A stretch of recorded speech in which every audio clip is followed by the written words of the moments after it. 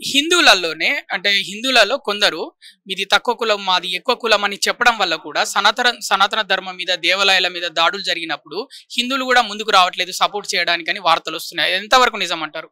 అంటే కుల భేదం చూపిస్తున్నారా హిందువులు? కుల భేదము అనేది ఉందండి. అది కూడా ఎందుకు జరిగిందంటే వైదిక కాలంలో, అంటే మన వేదాల్లో పురాణాల కులాలు ఉన్నాయంటే లేవండి. మన దగ్గర ఉన్న వర్ణాశ్రమం, బ్రాహ్మణ క్షత్రియ వైశ్య శూద్ర, దీంట్లో ఏది కూడా శ్రేష్ఠులు తక్కువ అన్నది ఎక్కడ కూడా లేదు. నేను ఛాలెంజింగ్ గా చెప్తున్నానండి, ఎవరన్నా నాకు వచ్చి చూపించాలి. శూద్ర అంటే నీచులు, ఈ దళిత్ అన్న వర్డ్ ఎక్కడి నుంచి వచ్చింది నాకు తెలియదండి. కాస్ట్ అన్న వర్డ్ ఎక్కడి నుంచి వచ్చింది అసలు మీరు పురాణాల్లో ఎక్కడ కూడా చూడరు. మీరు అంటే ఎన్నో నేను చెప్తాను పురాణాల్లో కూడా. రాముడు కనుక ఓన్లీ బ్రాహ్మణ్స్ ఇంట్లో వెళ్ళాలి అంటే వశిష్ఠ విశ్వామిత్ర ఇంటికి వెళ్ళాలి కదా. ఆయన ఎవరి దగ్గరికి వెళ్ళారండి? మొత్తము నిషాద రాజుని అతుక్కున్నాడు ఆయన. ఆయన వెళ్ళింది శబరి దగ్గరికి వెళ్ళాడు.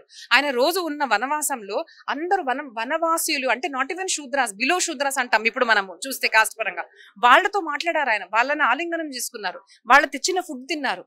అది ఎందుకు మనం మర్చిపోతున్నాము? సో కాస్ట్ సిస్టమ్ అనేది మనని డివైడ్ అండ్ రూల్ చేసే మెంటాలిటీ వాళ్ళు తీసుకొచ్చింది. సో కాస్ట్ నుంచి కొంచెం బయటికి రండి. నేను అందరూ అదే చెప్తున్నాను. మీరు ఎవరు అంటే ఫస్ట్ ఏం చెప్తారు తెలుసా అండి? పేరు చెప్పరు. మేము కమ్మ అండి, మేము కాపు అండి, మేము మహారాష్ట్రియన్స్ అండి, మేము నార్త్ ఇండియన్స్ అండి, మేము సౌత్ ఇండియన్స్ అండి అంటున్నారు. అంటే మనం కాస్ట్ చెప్పుకుంటున్నాము అంతే కదా. సో మన కాస్ట్ కాదు, మనము హిందువులము అని చెప్తేనే మన భారతదేశ రక్ష అనేది జరుగుతుంది.